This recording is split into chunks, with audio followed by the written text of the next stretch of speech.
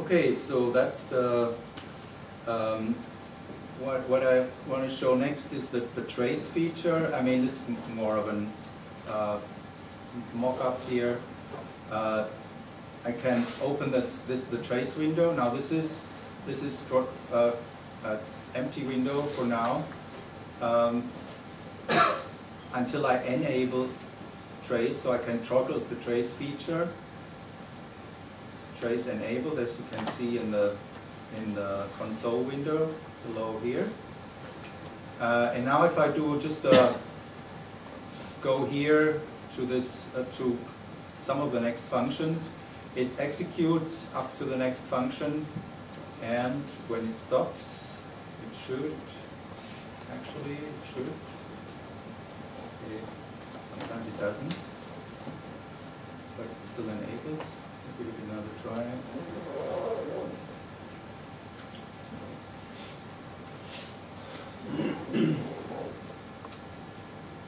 One of these nice demo features.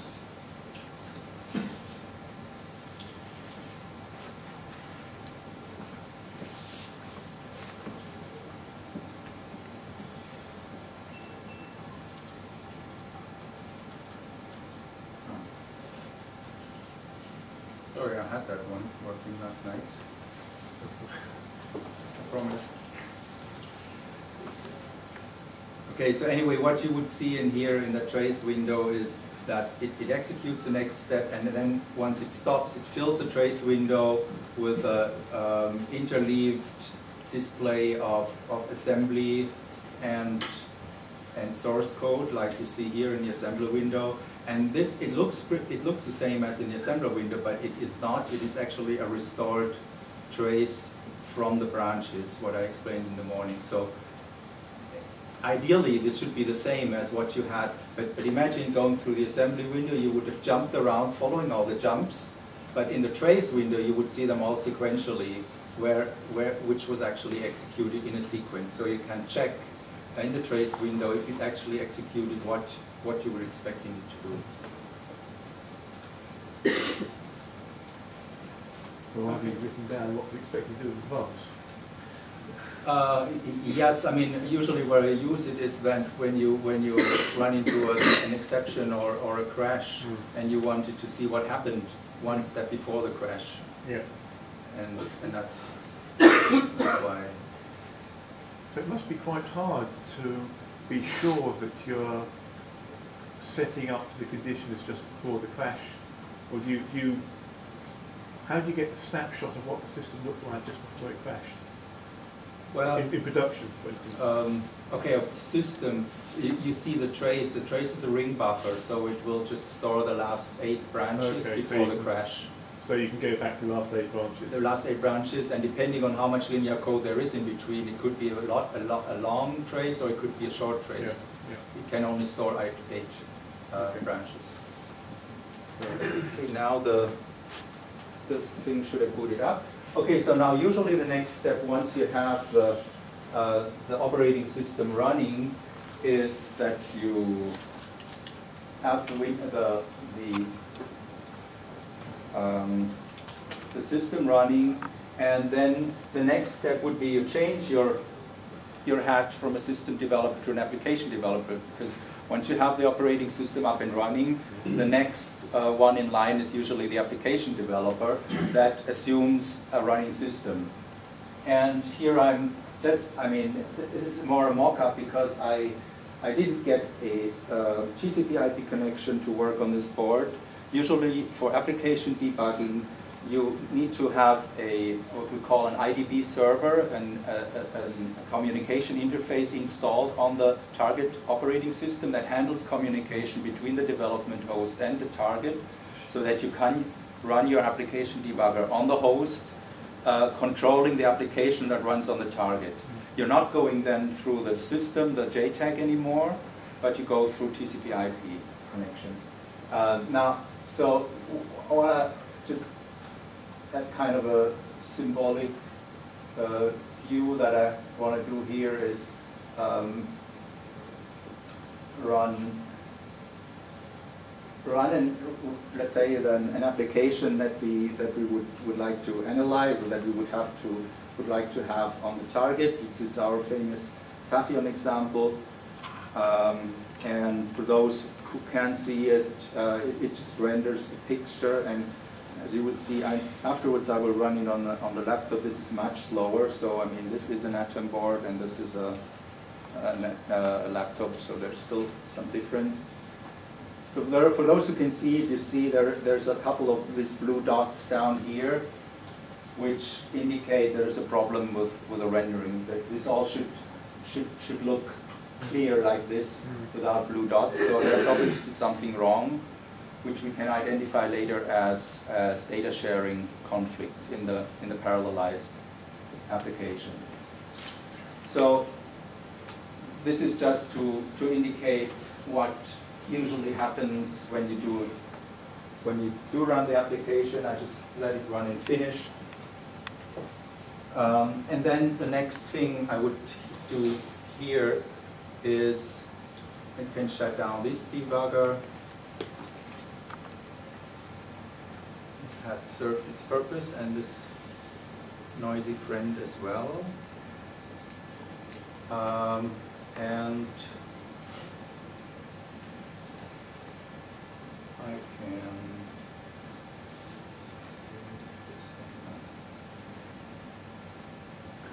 okay, so now the next thing would be, now just imagine I had this communication running. I start IDB, so we have two debuggers. XDB is the system debugger with a JTAG interface, and IDB is the Intel debugger. Well, yeah, that's the name of it. That was always shipped together with a compiler. So if you have an Intel compiler, you always get the debugger with it. Over the last years, we completely revamped the GUI, so now it has a good graphical interface on Linux, as you can see here.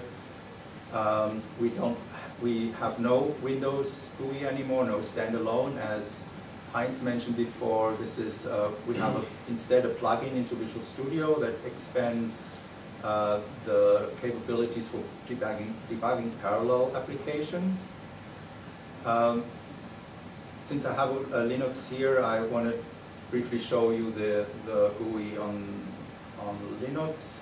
It's pretty much the same as the system debugger, except for a couple of small things. Now, obviously, no flash burner, no deep register access, and all these things. You cannot do this without a JTAG.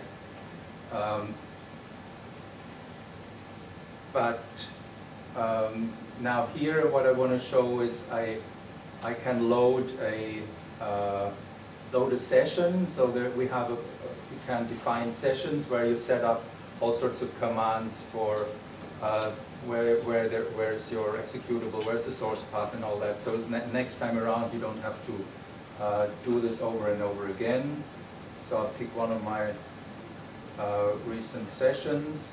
And what it does is it sets the source directories, the search paths to the sources, and also sets me a breakpoint.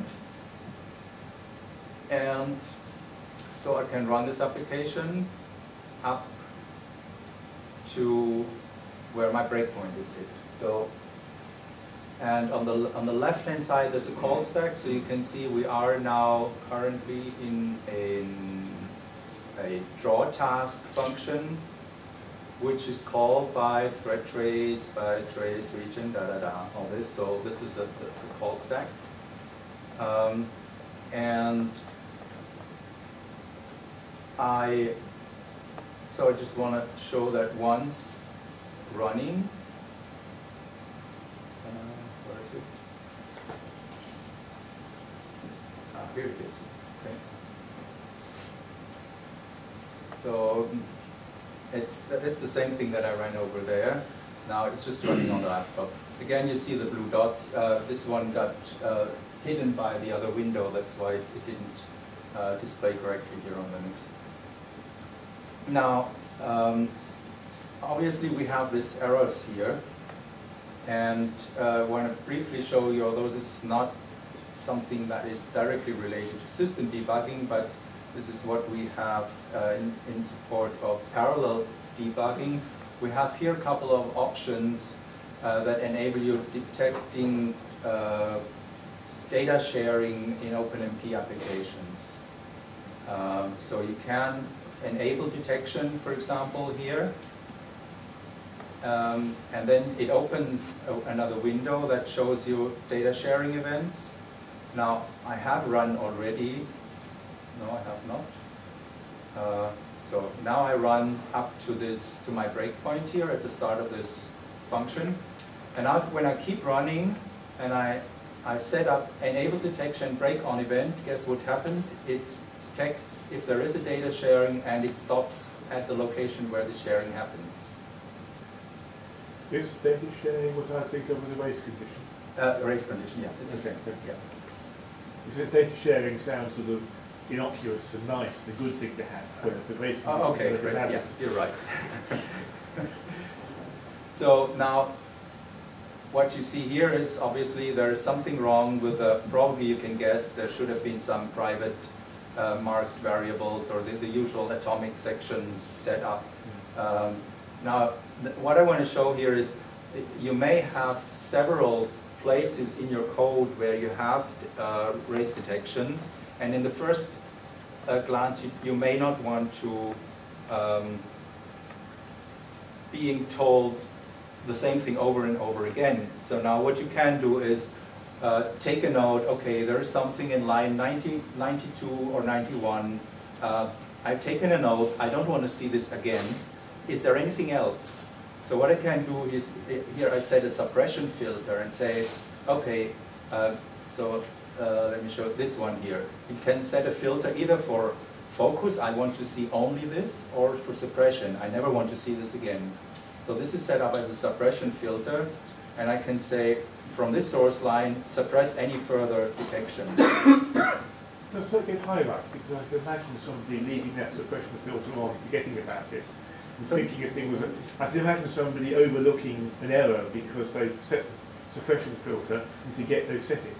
Yeah, well, here we have an extra window that lists me all the data sharing filters. Yeah. Okay. So you can review them later on. Actually, you don't need to take a note. It's in here in the suppression filters. Okay. So I can say, okay, now I've seen this. I don't want to see this again. Let me keep going. If it can detect these data sharing events, can it also suggest where you might want to put a private? No. You can't. No, we're not there yet. Well, are you not there yet because it is computationally impossible to make suggestions, or is it just... No, I don't think we have any of that starting even in our debuggers or parallel inspectors. So actually, this capability is also in parallel inspector. You may have taken that from Heinz's presentation before. So race condition detection you also find in parallel inspector, but the debugger here is a nice complement to parallel inspector because parallel inspector tells you after the run all the lists of it, but you may have to actually step through the code to verify if it's really a race detection. Sometimes you get false reports, and then just having the full list, it's not always obvious how to prevent race detection by just looking at the code. So you will have to actually go into the code and